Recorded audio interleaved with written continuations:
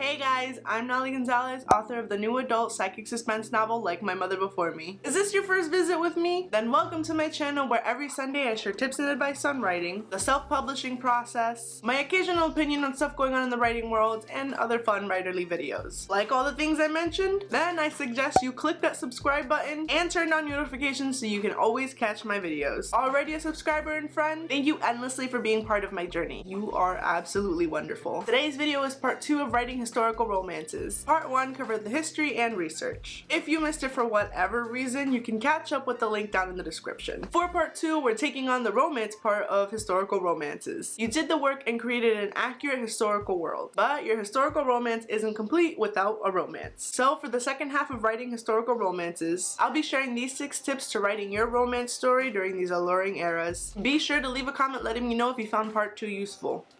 Number 1, decide your romantic conflict. Since you're armed with the knowledge of dating and courtship of the era your couple exists in, you'll be able to easily create a unique love story for your reader. Feel free to take the obstacles and conflicts to the next level, whether it's about different classes, a misunderstanding, or personal beliefs. Just like in real life, every love story is different, from how they meet to the internal and external forces that fight to keep them apart, and everything they must do to have their happily ever after. No matter what the conflicts are between these two lovers, make it so extraordinary that it can never happen again with any other couple in the little world you've created. Number 2, create your characters. In case you didn't know, romances have 2 protagonists. There's the hero and heroine of your average romance novel, or hero and hero, or heroine and heroine in your LGBTQ romance, or your champions in a non-binary romance. No matter the kind of romance, these are the 2 people your readers are rooting for. The biggest reason you have 2 protagonists is because it allows you to create a deeply layered story. You can write a dual point of view, or if you want, follow only one of your protagonists throughout the story. Just make sure that both characters have agency and you keep said agency in mind as you write. Now, when it comes to writing protagonists that'll fall for each other and win over your readers, you must give them relatable and real characteristics and flaws. To go deeper into this, check out my video on characters from my Writing Sex playlist. The link is available for you down in the description, but before you check it out, always keep in mind the time period your characters are in.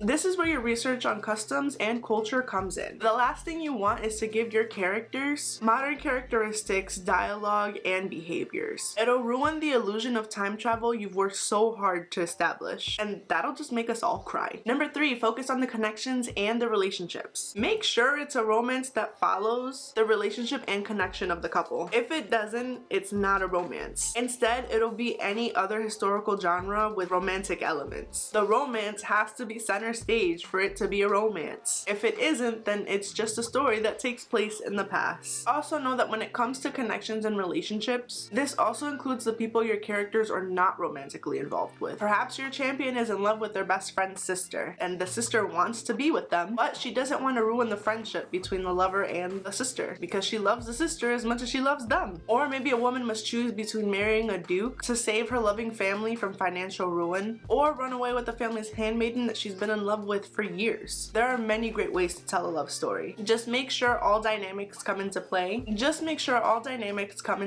And it'll give your story one hell of a boost. Number 4, don't be afraid of story cliches. I'm all about using cliches and making them new again. But just know that once you use a cliche, more will join in to keep your story going. Obviously, you want as original a story as possible. So if you find your story slipping into a cliche, don't panic. Maybe panic like a little bit to get it out of your system, but then once you're calm, think of a way to change the cliche. Is your heroine a damsel in distress? Switch it up by having her be the brains behind her rescue and instructing the hero on what he needs to do to save her. It's definitely possible to make things refreshing. All you need is something to work with. Number 5, develop your romantic plot. When it comes to romance, the goal is obvious: a happily ever after. But how do your characters get there? After meeting, there has to be a plot point where the protagonists make the wrong decision, though they believe it's the right one. They can't be together because she's a princess and he's the baker's son, or they have to stay away from each other because one of them's already engaged. The solution for the conflict will start off positive for the protagonists, but eventually they'll become unhappier with every passing scene until they can't take it anymore and decide that it's time to fight against the obstacles standing in their way. I mean, they can't live without their boo, so duh. Anyway, this will be the second plot point where the protagonists make the right decision and will eventually be followed by the resolution of the story. Remember, real life relationships are nowhere near perfect, so the relationship relationship between your characters shouldn't be either. Put something in their way that scares them and makes them think they're not allowed to have such happiness. Then have them realize that their love and happiness is damn well worth fighting for. It's what your readers came for, so be sure to deliver. And number 6, include and build your subplots. This ties into tips 3 and 5. The romance is supposed to be center stage of your story, but there also has to be,